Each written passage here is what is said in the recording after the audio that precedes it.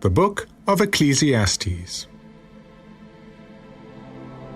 The words of the preacher, the son of David, king in Jerusalem.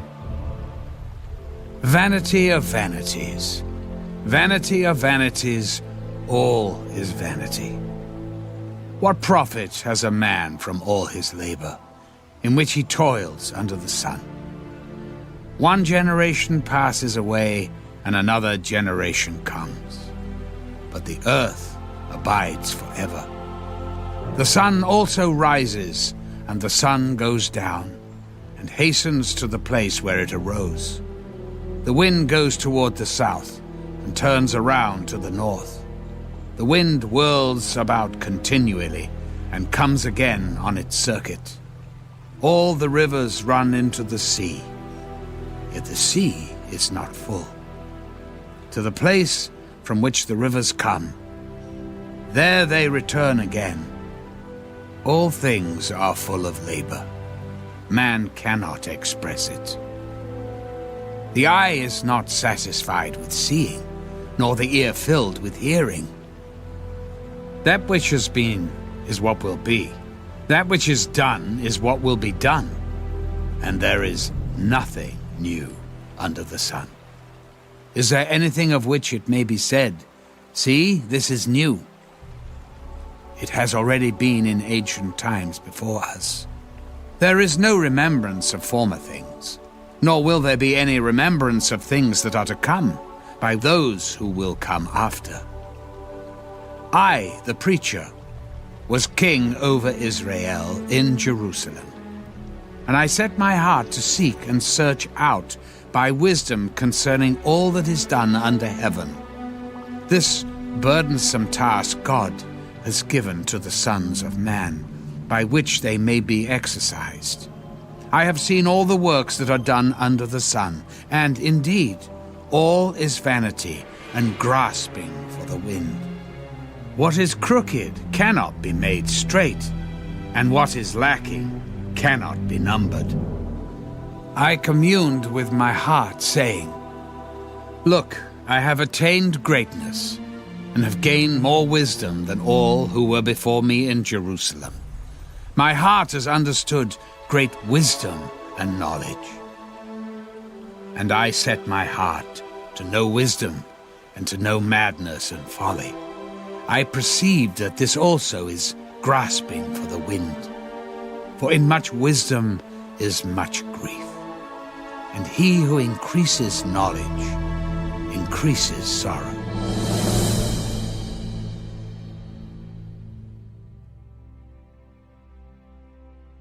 Chapter 2.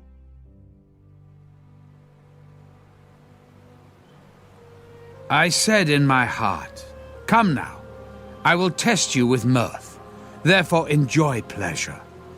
But surely this also was vanity. I said of laughter, "Madness," and of mirth, "What does it accomplish?" I searched in my heart how to gratify my flesh with wine, while guiding my heart with wisdom, and how to lay hold on folly, till I might see what was good for the sons of men, to do under heaven all the days of their lives. I made my works great. I built myself houses and planted myself vineyards. I made myself gardens and orchards, and I planted all kinds of fruit trees in them. I made myself water pools from which to water the growing trees of the grove. I acquired male and female servants, and had servants born in my house. Yes, I had greater possessions of herds and flocks than all who were in Jerusalem before me. I also gathered for myself silver and gold, and the special treasures of kings and of the provinces. I acquired male and female singers, the delights of the sons of men, and musical instruments of all kinds.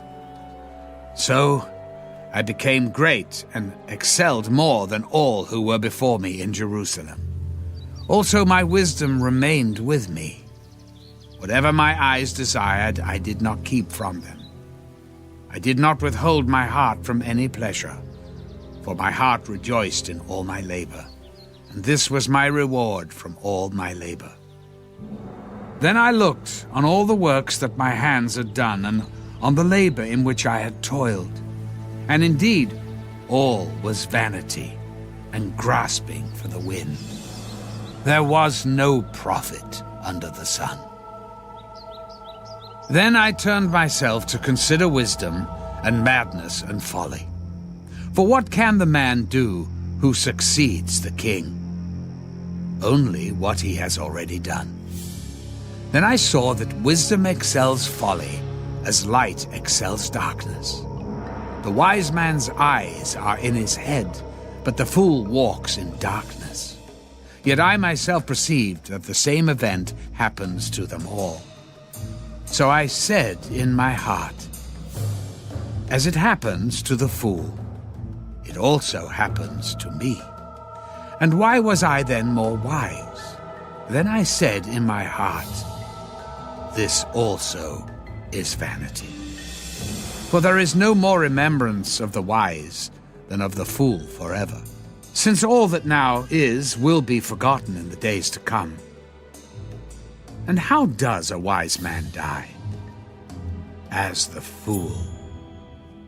Therefore I hated life, because the work that was done under the sun was distressing to me. For all is vanity and grasping for the wind. Then I hated all my labor in which I had toiled under the sun, because I must leave it to the man who will come after me. And who knows whether he will be wise or a fool? Yet he will rule over all my labor in which I toiled, and in which I have shown myself wise under the sun. This also is vanity.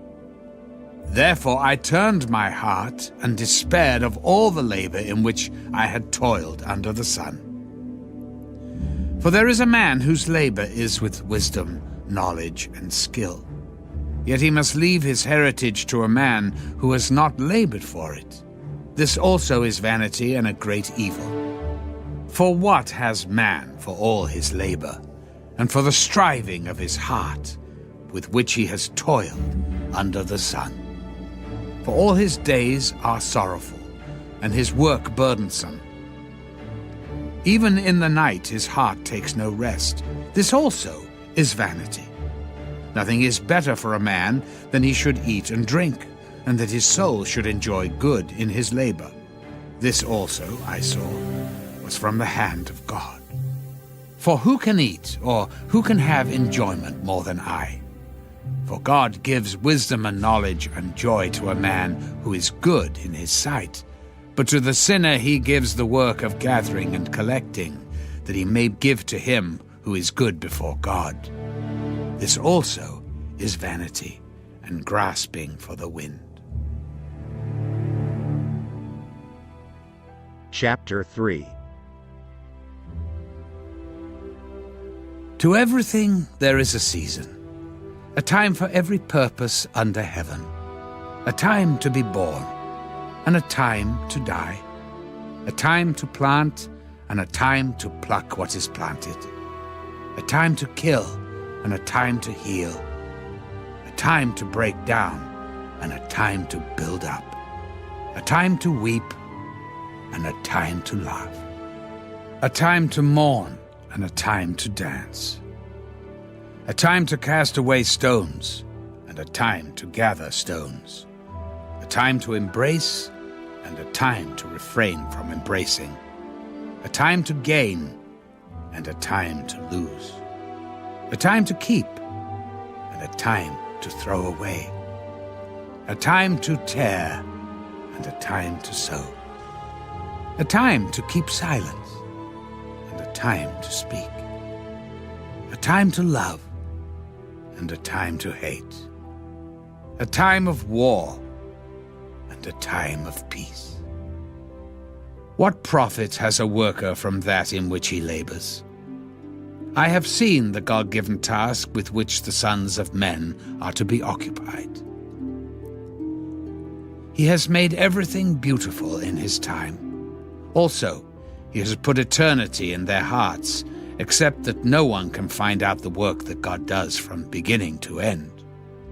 I know that nothing is better for them than to rejoice and to do good in their lives, and also that every man should eat and drink and enjoy the good of all his labor. It is the gift of God. I know that whatever God does, it shall be forever. Nothing can be added to it, and nothing taken from it.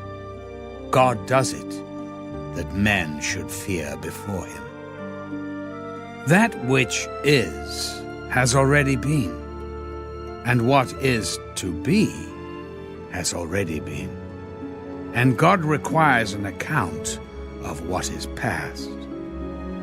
Moreover, I saw under the sun, in the place of judgment, wickedness was there, and in the place of righteousness, iniquity was there. I said in my heart, God shall judge the righteous and the wicked, for there is a time there for every purpose and for every work. I said in my heart, concerning the condition of the sons of men, God tests them, that they may see that they themselves are like animals. For what happens to the sons of men also happens to animals. One thing befalls them, as one dies, so dies the other. Surely they all have one breath. Man has no advantage over animals, for all is vanity. All go to one place. All are from the dust, and all return to dust. Who knows the spirit of the sons of men, which goes upward, and the spirit of the animal, which goes down to the earth? So I perceived that nothing is better than that a man should rejoice in his own works, for that is his heritage. For who can bring him to see what will happen after him?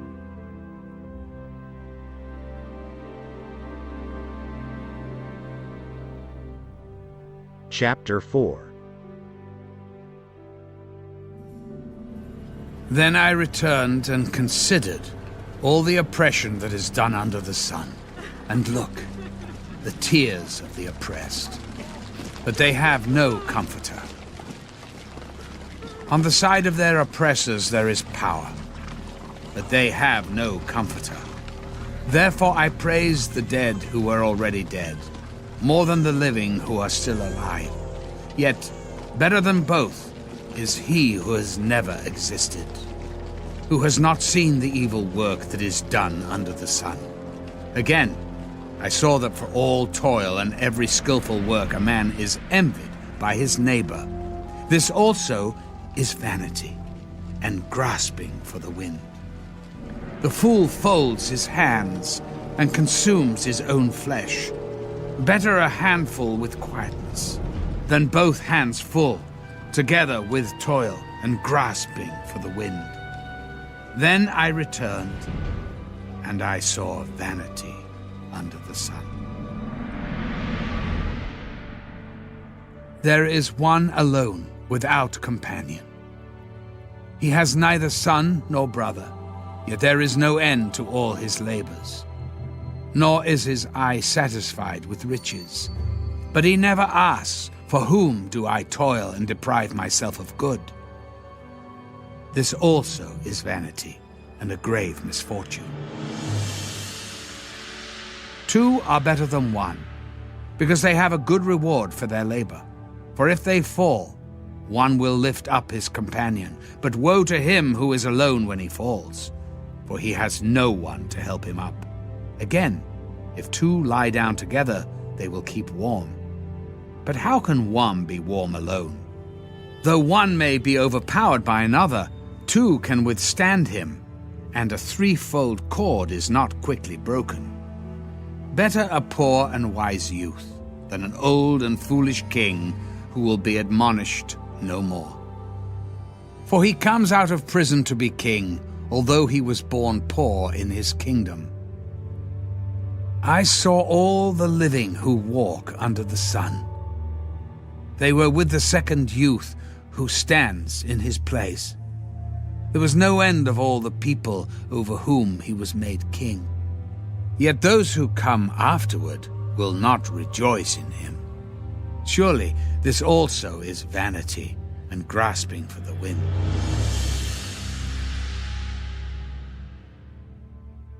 Chapter 5. Walk prudently when you go to the house of God, and draw near to hear, rather than to give the sacrifice of fools. For they do not know that they do evil. Do not be rash with your mouth, and let not your heart utter anything hastily before God. For God is in heaven, and you on earth. Therefore, let your words be few. For a dream comes through much activity, and a fool's voice is known by his many words. When you make a vow to God, do not delay to pay it. For he has no pleasure in fools. Pay what you have vowed. Better not to vow than to vow and not pay. Do not let your mouth cause your flesh to sin, nor say before the messenger of God that it was an error. Why should God be angry at your excuse and destroy the work of your hands? For in the multitude of dreams and many words there is also vanity, but fear God. If you see the oppression of the poor and the violent perversion of justice and righteousness in a province, do not marvel at the matter. For high official watches over high official, and higher officials are over them. Moreover, the profit of the land is for all. Even the king is served from the field. He who loves silver will not be satisfied with silver, nor he who loves abundance with increase. This also is vanity. When goods increase, they increase who eat them. So what profit have the owners, except to see them with their eyes? The sleep of a laboring man is sweet, whether he eats little or much, but the abundance of the rich will not permit him to sleep. There is a severe evil which I have seen under the sun. Riches kept for their owner to his hurt, but those riches perish through misfortune. When he begets a son, there is nothing in his hand. As he came from his mother's womb, naked shall he return, to go as he came. And he shall take nothing from his labor, which he may carry away in his hand. And this also is a severe evil. Just exactly as he came, so shall he go. And what profit has he who has labored for the wind? All his days he also eats in darkness, and he has much sorrow and sickness and anger. Here is what I have seen. It is good and fitting for one to eat and drink, and to enjoy the good of all his labor in which he toils under the sun all the days of his life, which God gives him. For it is his heritage. As for every man to whom God has given riches and wealth, and given him power to eat of it, to receive his heritage and rejoice in his labor, this is the gift of God. For he will not dwell unduly on the days of his life, because God keeps him busy with the joy of his heart.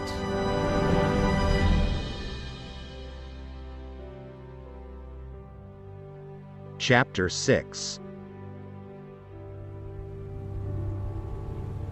There is an evil which I have seen under the sun, and it is common among men. A man to whom God has given riches and wealth and honor, so that he lacks nothing for himself of all he desires. Yet God does not give him power to eat of it, but a foreigner consumes it. This is vanity, and it is an evil affliction. If a man begets 100 children and lives many years, so that the days of his years are many, but his soul is not satisfied with goodness, or indeed he has no burial, I say, that a stillborn child is better than he, for it comes in vanity and departs in darkness, and its name is covered with darkness. Though it has not seen the sun or known anything, this has more rest than that man, even if he lives 1,000 years twice, but has not seen goodness. Do not all go to one place? All the labor of man is for his mouth, and yet the soul is not satisfied. For what more has the wise man than the fool? What does the poor man have, who knows how to walk before the living? Better is the sight of the eyes than the wandering of desire. This also is vanity and grasping for the wind. Whatever one is, he has been named already, for it is known that he is man. And he cannot contend with him who is mightier than he. Since there are many things that increase vanity, how is man the better? For who knows what is good for man in life? All the days of his vain life, which he passes like a shadow. Who can tell a man what will happen after him under the sun?